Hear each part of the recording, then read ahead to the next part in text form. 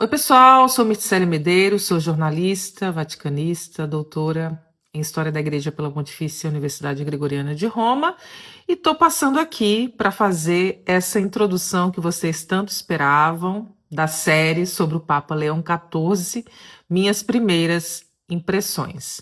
Lembrando que não é um vídeo profético, eu não posso adivinhar aquilo que o Papa Leão XIV vai fazer, até porque muitas pessoas já estão atuando nesta arena social como profetas, estão definindo um pontificado inteiro por causa de determinados gestos.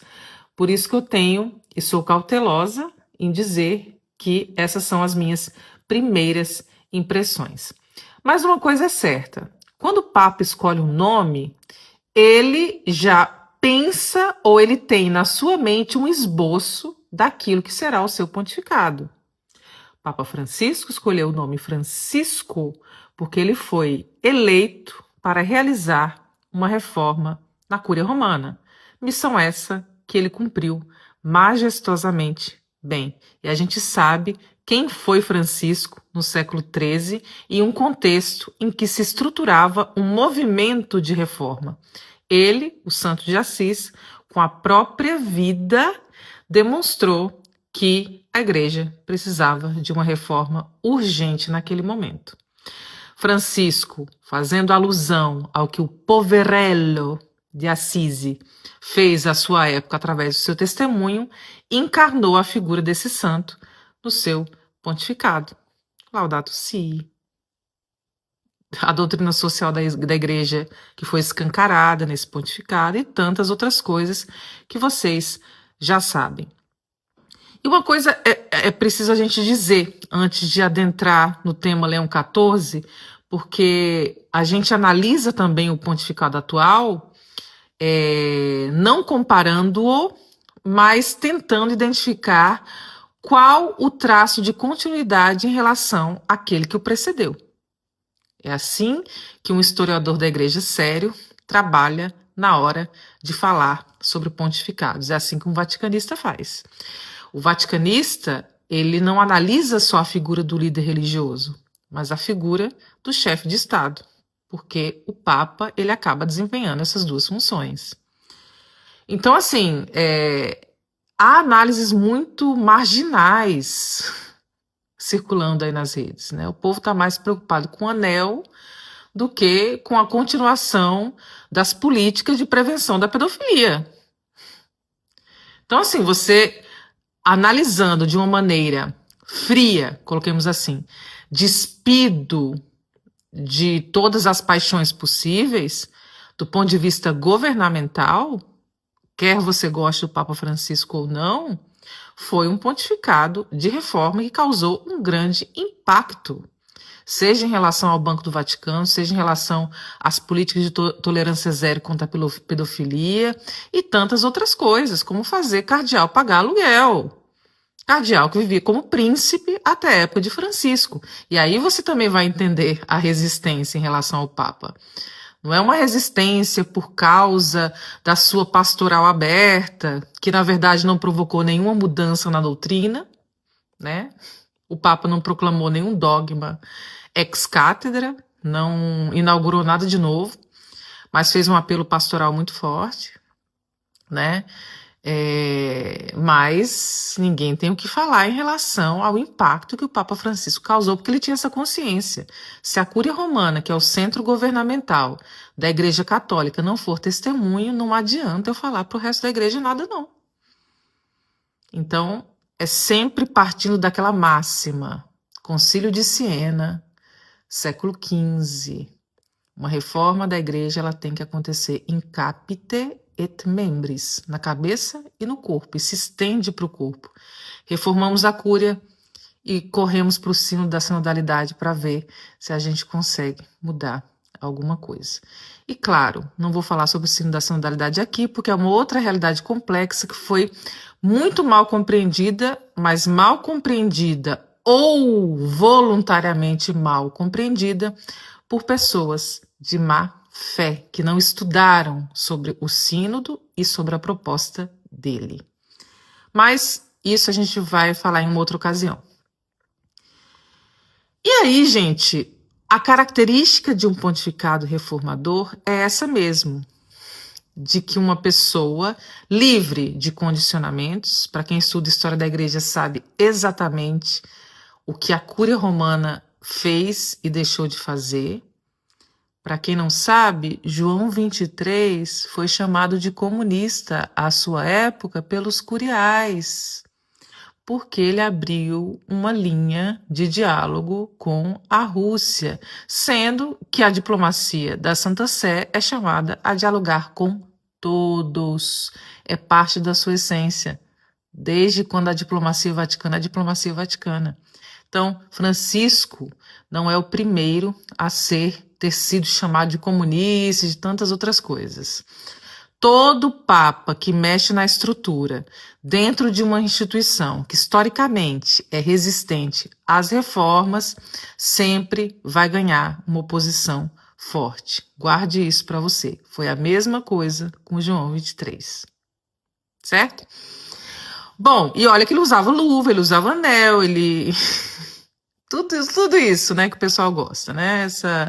Esse apelo à estética, que eu entendo a simbologia, eu entendo a força dos símbolos, a força da liturgia, mas que isso tem sido utilizado, tem sido esvaziado por grupos que não querem enxergar para além disso. É isso que a gente precisa prestar, é nisso que a gente precisa prestar atenção. Beleza. Dito isso, vamos para Leão XIV. Ele encarna o papado de uma pós-reforma ou de uma reforma em curso. Ao longo da história da igreja, se vocês observarem, muitos papas que deram continuidade a reformas sempre tinham algo que ver com o direito canônico. Porque entende-se que, diante de um papado reformador, que promulga constituições, que começa a mexer na coisa, lembrando que a reforma do Papa Francisco ela não foi concluída, ele tinha essa consciência de que ele só daria o pontapé inicial e que alguém deveria continuar. E nada melhor do que uma pessoa que reúne em si muitas características, e eu tenho certeza que o Papa Francisco estava de olho nele, certo? A gente sabe que desde o V século é proibido que o Papa ele indique o seu sucessor, tanto que isso foi alvo de discussões acaloradas entre as autoridades eclesiásticas da igreja primitiva, pode ou não pode o Papa indicar o seu sucessor, até que no V século disseram não pode, deixemos que o Espírito Santo conduza a coisa. Mas claro, o Papa ele acaba montando uma estrutura, acaba nomeando pessoas que ele potencialmente vê como pessoas que possam um dia, quem sabe, substituí-lo, né? A gente pode falar do Prevost, a gente pode falar do Tagle, a gente pode falar do próprio Parolin, de tantos outros aí que tinham muitas características que se encaixariam com isso que a igreja está buscando hoje. A questão é que o Prevost saiu na frente por ele reunir várias dessas características que foram apontadas pelos cardeais. Primeiro, uma pessoa que tem a capacidade de gerar consensos. Ele ficou conhecido como essa pessoa no sino da sinodalidade, sínodo esse no qual ele teve um papel muito importante. Outra coisa, experiência missionária também. Administrativa, prior da Ordem dos Agostinianos. Pessoa da escuta, que conhece o episcopado, chefe do dicastério para os bispos. O dicastério que molda a Igreja Católica, gente. Então, é ingênuo a gente pensar que o Papa Francisco não nomearia uma pessoa de confiança para esse cargo, e nomeou, o Prevost. Tanto que ele está onde ele está, também por causa de todas essas características, de todas essas potencialidades. Nos outros vídeos eu vou entrar em alguns outros detalhes, mas eu quero encerrar com um sinal muito importante que o conecta 100% ao pontificado do Papa Francisco. E que eu sou aquela que analisa o pontificado de Leão XIV não como um pontificado de ruptura em relação ao que o antecedeu, mas de continuidade. A diferença é que é uma continuidade ao seu modo, mais moderada, que vai procurar dialogar, porque ele já deixou isso claro em muitas ocasiões, intra e extra. Então ele vai tentar conhecer um pouco, escutar bastante. Ele está chegando agora, está aprendendo a ser papa, muito embora estivesse em um dicastério há 2 anos como responsável, já conhecendo a dinâmica da cúria. Uma outra coisa é ser papa, é tentar entender como que a cúria romana se comporta diante do seu papado. Então são muitos desafios agora e é tudo novo para ele. Mas que é uma pessoa, como nós vimos, né, extremamente profunda, mais tímida em relação ao Papa Francisco, isso é evidente, mas uma pessoa de olhar muito profundo, que isso inclusive foi dito pelos próprios confrades dele, agostinianos, que sempre quer escutar primeiro, escuta bastante para depois dar um parecer em relação a alguma coisa, né, muito prudente. E eu acho que é o casamento perfeito. E está seguindo aquilo que a história da igreja já constatou como história de sucesso, já consolidou como história de sucesso.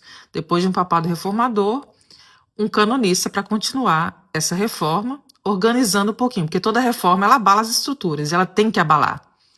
Porque nós estamos diante de uma cúria romana, herdeira da corte papal, que é muito viciada. Gente, o pessoal aqui do cerimonial do Papa já está tentando impor coisas que Leão XIV nem pediu. Então, assim,